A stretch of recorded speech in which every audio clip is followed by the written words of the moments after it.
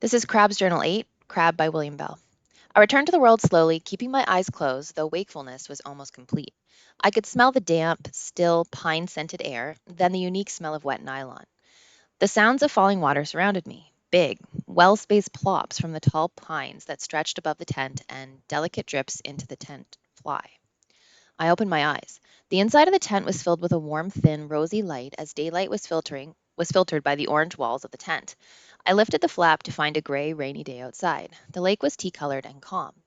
I was warm and cozy inside the down sleeping bag. But as wakefulness came, it brought a variety of aches and pains. My body had a work hangover that would win prizes. And the edges of rocks and roots under the nylon floor of the tent didn't help. I snuggled deeper and dozed again, but I couldn't sleep. After a while, I got out of the cocoon and crawled into the day. I tied the back I tied back the tent flaps and looked around. Gray, close, wet. It was the kind of day you'd like to spend in bed with an interesting novel and a bit of Silent Sam to help you keep away the meanies. I had brought no booze, but the rest of the plan sounded good. First, I ambled back into the bush a little ways, muscles complaining the whole way. The soggy, needle covered ground was dead quiet. While I was taking a leak, I looked around and saw some strange animal droppings, almost like cow flaps, all over the place. But there were no cows around here. I took no further notice and went back to the campsite. Foresight has never been a strong point with me, as I was reminded when I started to rummage around in the packs. I'd left the ones holding the equipment wide open last night, and now it was soaked inside and out. One of the food packs had been partially open with all the handling from the day before, and the rain had invaded it too. The few thick novels I'd packed were sopping wet all through, the pages separated when I tried to turn them. No booze, and now no books. This trip was going to be a challenge. My snacks were wet too. Since swimming peanuts have never been in my favorite food, I scattered a half pound of them around for the squirrels and dug out a tin of smoked herring and a bag of chocolate dreams. Then I retied the packs, took a long drink from the lake, and hauled my aching frame back into the tent. With my boots off and stashed in a front corner of the tent, I climbed back into the bag and managed to pack it around me in such a way that I could sit cross legged with my arms free. I peeled back the lid of the kipper can and gorged on the oily fish, stuffing the morsels into my mouth with my fingers. Boy, what a classy guy, but I was famished.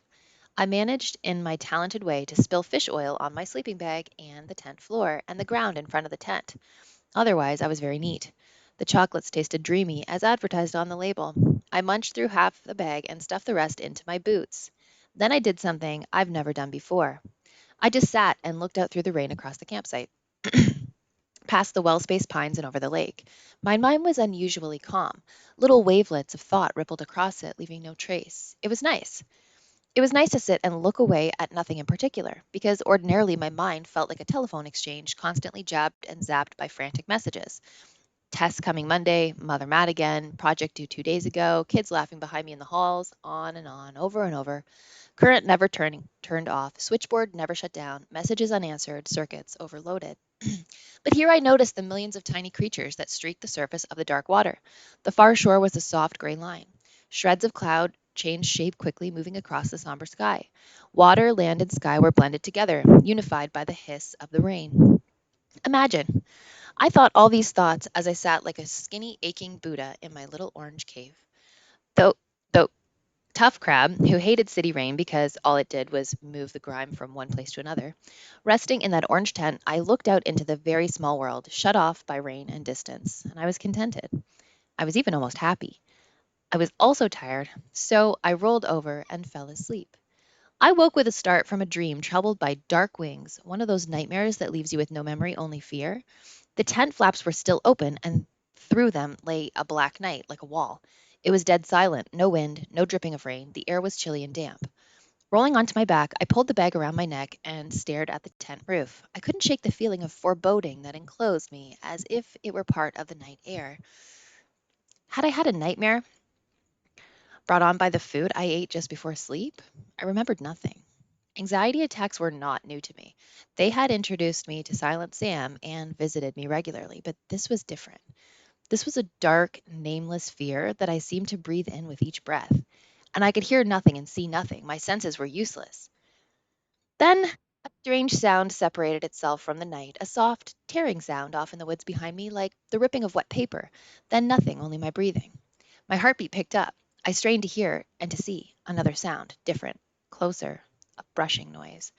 Then, as one slowly becomes aware of a rising breeze, I felt an eerie huffing sound, almost like a snort of a pig, but not as sharp, or the pant of a dog, but more threatening. It was rhythmical. It got slowly louder. A twig snapped back of the tent. One of the guy lines jerked, and by now my pulse was hammering in my ears, but I could still follow the movement of the huffing noise from behind the tent, along the side, coming closer and louder. I jerked up onto one elbow as a searing terror burned through me. A shape blacker than the night loomed in the doorway. The huffing was loud now as the shape pumped stinking breath into the tent. I was paralyzed, convinced that some shaggy monster had shambled from the horrible fairy tale to tear my flesh and break my bones. The shape stopped moving. Oh God, I chanted, my eyes fixed on the shape. The air inside the tent reeked from the foul odor. Unable to keep still any longer, I shrieked and tried to scramble to the back of the tent. The shape leapt at me, snarling. I felt sharp claws through the sleeping bag, dragging me backwards. Instinctively, I rolled into a ball, whimpering, "No, no, no!" And I kept still, and the claws withdrew. Another snarl filled the tent as I was seized again and partially rolled over. Eyes squeezed shut, jaws clamped closed as in a seizure, I stopped breathing, petrified. I must have fainted. For how long, I don't know. But when I came to again, it was light, the flat light of an overcast dawn. I was lying half in, half out of the tent, my head resting on my arm. The stench around me was awful, almost physical. I then realized I'd thrown up. My head and arm were lying in sticky vomit. I got up on one elbow and threw up again in painful spasms until nothing more came. My stomach continued to heave and I laid back down, head on arm. A few minutes later, still panting from terror and the heaving, I struggled to a sitting position at the door of the tent. I saw the sleeping bag twisted and rolled into a corner. Down covered everything like gray snow. One of my boots was missing. The other one had been chewed around the top. The candy bag was ripped and empty. Turning my head, I looked over at the campsite. Nothing there except a brown, smelly pile of the same animal droppings I'd seen in the bush. Then I noticed that the food packs had been dragged around a little, but nothing had been torn open. When I got to my hands and knees, I realized with disgust that some time during my ordeal, my bowels had emptied a liquid, stinking mess into my pants and down both legs. I'd pissed myself too. The disgusting stench of myself nauseated me further, and I began to retch again as I crawled toward the lake. Slowly, looking fearfully around, for I half expected to be attacked again, I removed my clothing. I searched for claw marks, but I found nothing. At last, I sat naked at the edge of the lake like a newborn baby, weak, scared, and dirty. After a few minutes, I stood and shakily waded into the cold, numbing water. I washed myself clean of all my own filth, sweat, and fear.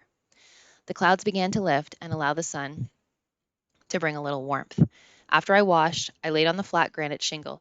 Slowly, the sun warmed the fear out of me. Relief replaced it. I was still alive. I'd been certain I was going to die, torn and chewed by a black bear. I guess that's what it had to be. My remains left to rot alone in the bush. Somehow, I'm not sure why, dying like that scared me more than a glorious death on a battlefield or in a bicycle race or something like that. It sounds crazy, I know. After all, if you're dead, you're dead. Anyway, there I was, lying naked on a rock at the edge of the lake, whose name I didn't know. I closed my eyes against the sun. A light breeze skimmed my skin, moving the hair on my legs, belly, and chest. I could feel the grit of the sand grains between me and the cool granite, and my skin took on a lazy glow from the sun. I heard the peaceful lap of wavelets on the shore and the sound of the breeze in the pines overhead. Bird song, at least 4 or 5 different kinds, sprinkled the air, and I slept. A short time later, I awoke, hungry and very thirsty.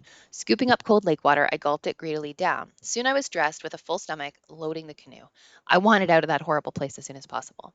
I left my old clothing behind me and pushed out into the calm lake in bright afternoon sunshine. I don't know why, but I felt new, as if this was a real start of my journey. Of course, I didn't know where I was going, but one thing I was sure of: I would sleep on islands from now on. And late that afternoon, I found an island on the same lake, but hours of the crab zigzag further on. It was shaped like a wedge, high on one end and tapered down to a nice little sand beach flanked with young birches. When I had unloaded the canoe, beached it, turned it over, and stored the paddles underneath, it was dusk. I turned and looked back down the lake to the other campsite, but it was hidden by the point of land which jutted into the lake. Good. The sooner I forgot that place, the better. I was pretty dragged out and decided to hit the sack early. Stars were beginning to show themselves in the darkening sky, and there were no clouds. I figured I'd sleep out in the open. I found my bag, torn and still damp and soiled in a couple of places by vomit, climbed in, folded the dirty patches underneath, and fell asleep. The sun woke me, already high in the sky. I put on a pair of shorts after washing in the lake and got to work. There was a lot to do. First, I unpacked everything. I laid out all the food, what seemed like an endless supply of cans, on the gravel near the water's edge. Next came my wardrobe, a small one now. Then all the equipment. I looked it all over. Everything was wet. Some of the equipment, like cooking pots, was dented from rough handling and bad packing. Cereal was leaking from squashed boxes. I took a length of quarter-inch rope and strung it between two thick pines. I had to experiment with the knots so the line wouldn't droop. Then I hung up my clothes. The canvas packs, soggy and stiff, I hung from broken branches. The tent was hauled into the lake for a good washing. It was ripped a little around the door and the back wall, but not too badly. I figured it would dry best if pitched, so I did that. I got a pot of water to rinse the sleeping bag, dipping the dirty patches in, soaping them, rinsing again. That took ages because I had to be careful not to get the down too wet. After spreading it over a low bush in the sun, I repacked the food in some sort of an organized fashion so the packs could be carried without giving me a hernia. All this made me hungry. As the afternoon wore on, I began to picture the taste of thick, savory beef stew with rich brown gravy. But when I found the matches, my vision disappeared. I had lots of matches, all right, paper ones, 50 packs of paper matches, all soaking wet. Damn it, I thought, and other worse words.